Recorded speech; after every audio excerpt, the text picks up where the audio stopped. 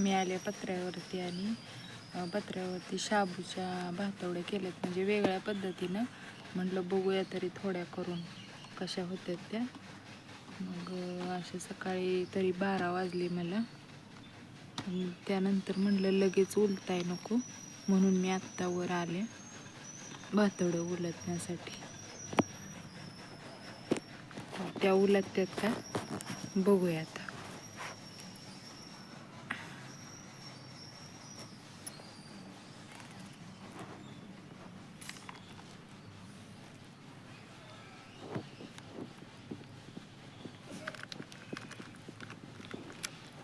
भातवड्या तर सहज उलटतात. मला वाटलं चिकटून बसल्या का काय, लय उशीर झालाय त्यामुळे, पण नाही चिकटून बसल्या.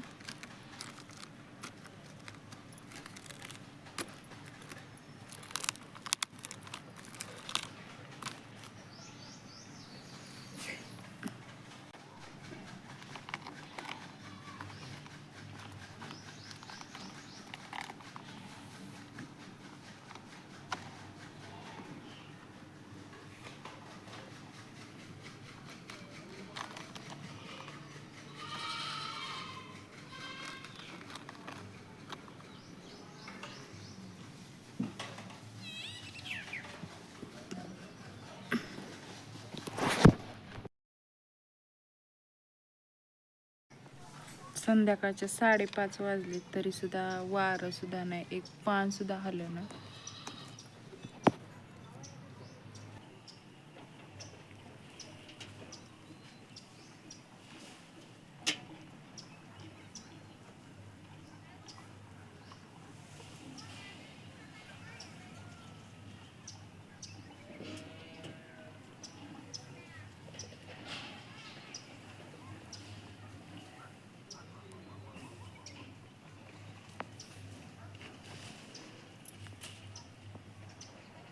आता पत्र्यावरून मी आत आले माडीवरती. तर म्हटलं थोडं शिलाईचं काम आहे ते करावं, काहीतरी केल्याशिवाय दिवसच जात नाही.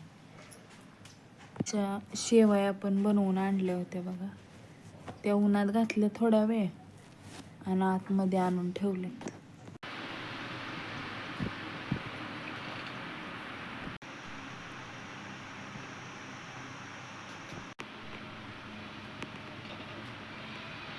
माझं मशीनवर शिवायचं चाललेलं काहीतरी, तोपर्यंत अनुराज आला चोकोबार घेऊन.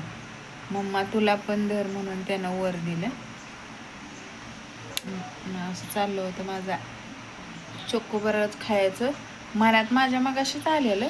पण कसं आहे, जी गोष्ट आपल्याला मनापासून पाहिजे असते ना ती आपल्याला मिळतेच. खरोखर हे खरंच आहे. भातवड्या आतमध्ये आणलेत कारण संध्याकाळ व्हायला लागले, त्यामुळं आत आणून माडीवरच अशा पसरले. आणि इकडं असा फॅन लावलाय.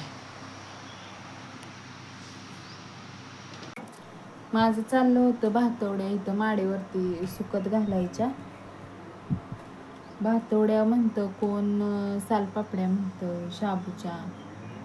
तर मगाशी म्हटल्याप्रमाणे आज वेगळ्याच पद्धतीनं बनवलेत, म्हणजे न शिजवता.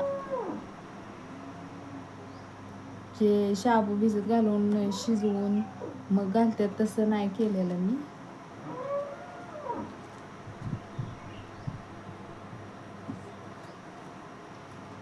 आणि बटाट्याचा खीस पण घातला ह्याच्यात.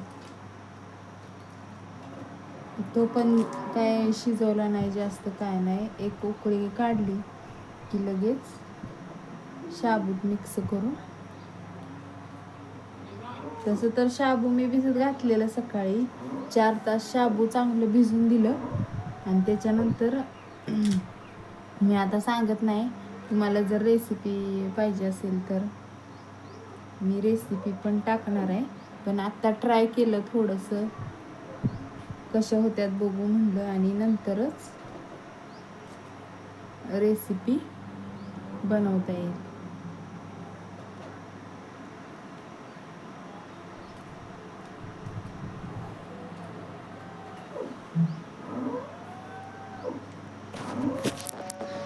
तर अशा प्रकारे हे घालून झाले.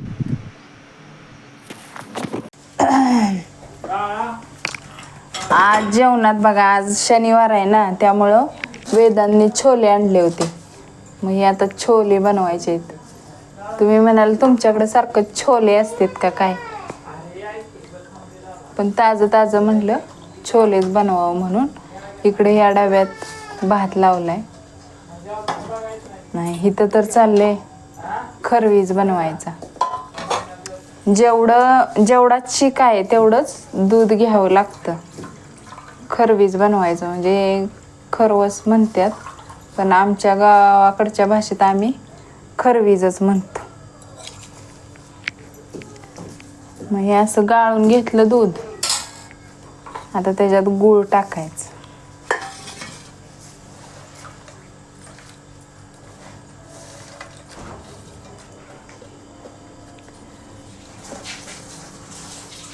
उन्हाळ्याचा दिवस असल्यामुळं हिरवा भाजीपाला काय जास्त नसतोय, आणि जरी असला तरी महागच जास्त. गवारी तर 40 रुपये पावशेर आहे आणि भेंडी 20 रुपये पावशेर. काय बोलायचं, काय घ्यायचं आणि काय खायचं. हा असा गूळ विरघळून घ्यावा लागतो.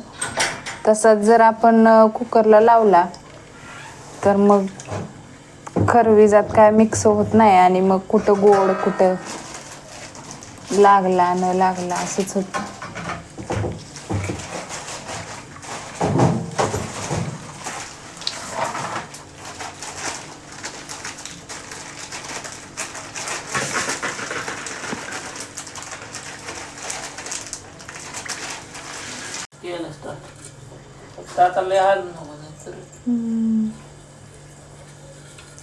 गूळ पटकन विरघळतच नाही आणि पहिल्यागत गूळच राहिलेला नाही. दुकानात आणला गूळ तर कठीण, काय वेळेला असा राग येतो फुटत सुद्धा नाही गूळ. चिरा गेलं तर चिरत सुद्धा नाही.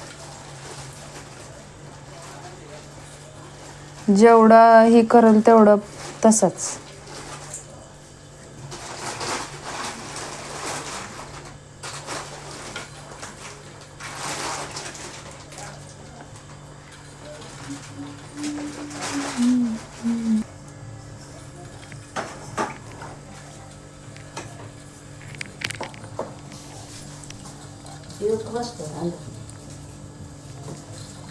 बस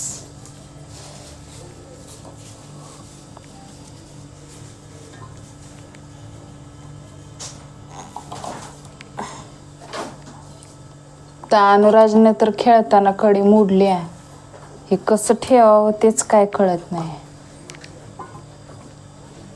ठेवते बघते आता कसं कसं.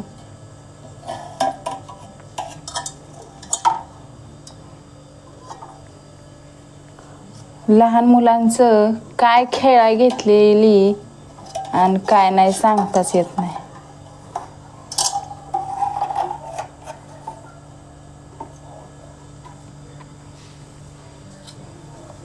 तर हा डबा वरती ठेवते.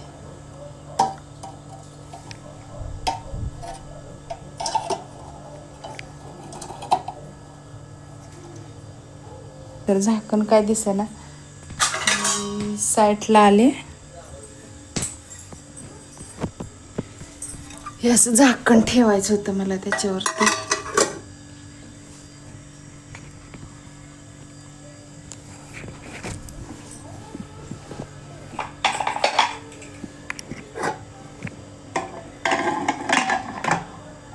तीन डब्याचं तर कुकर लावलाय आता.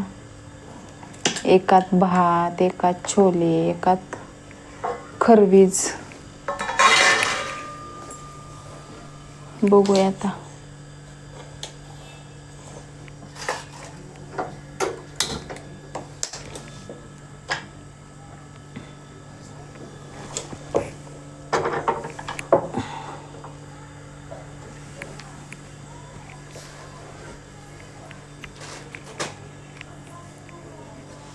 शनिवार असल्यामुळं नानांचा उपवास असतो. मग म्हटलं आता कणिक पण मळून घ्यावी लागलीच, तोपर्यंत हे शिजतंय.